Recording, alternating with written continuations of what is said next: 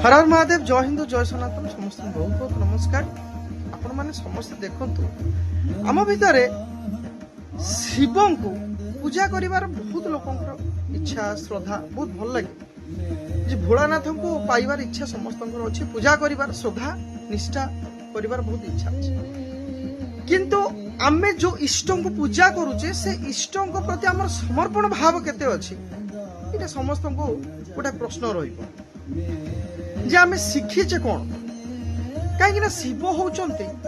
प्रथमतः धैर्यर प्रतीक। आजिकल लोक मान धैर्य अच्छे शिव पूजा हो शिव होउचंती सहनशीलतार प्रतीक।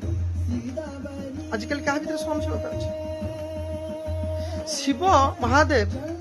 समस्त आगे भार बहन कर निजे देखते जदि गंगा संपूर्ण ब्रह्मांड को पवित्र करुची और पृथ्वी सब जगह गंगा प्रवाहित बोली आम कहूचे ताले तार भार केते ताकू महादेव निज जटार रखी सी भार सहूवा लोकड़ा केमितिया। कि आजिकल के चिंता कले कथा पदे पदे के लोक मान भीतर राग भाव क्रिएट हो शिव मंदिर रे माने क्षीर चढ़ाऊँ बेलपत्र चढ़ाऊँ घंटी बजाई जो लम्ब होगी पड़ जाऊँ से जगार मत बेले बेले हस लगे मुझे माने मंदिर न जाकि जदि आपण निज भीतर भगवान को स्मरण करिकी सच्चा भाव रे प्रभु प्रति भक्ति अर्पण करूँ मंदिर जावाई पड़ो ना। भगवान आपण पाखु निहाती दिने ना दिने कौन ना कौन रूप देखा करेंगे सत्य किंतु ये जो मंदिर को जाए ढोंग करूँगी किंतु घर को आसला कौन से गुण मिसुनी कहीं इष्ट को तमे पूजा करुच इष्ट कौन से गुण तुम मान भीतर ना या धिकार जिन कि ना किंतु गुण कौन रखे आम नशेड़ी हम गंजे खाऊ क्या शिव गंजे खाऊले शिव विष पीते किए पी पार ना तेणु ये हूँ आम समाज क्या समाज गोटे आईना भाई आईना के मिछ कहे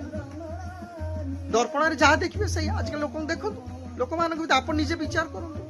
कौ भाया चिंताधारा भीतर लोक मैंने बंचुं भगवान पर भक्ति से कहीं कौन भगवान को जी जेमिति रखिला से ना रखीगले किए लिंब गछ तले पिपलेश्वर महादेव हो गए राम तैयारी कले रामेश्वर हो गले गंगा को धरिले गंगाधर हो गले जटा धरले जटाधर हो गले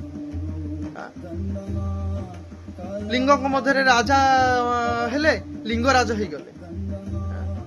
भुवनेश्वर रहिले बाबा भुवनेश्वर हो गले। तेणु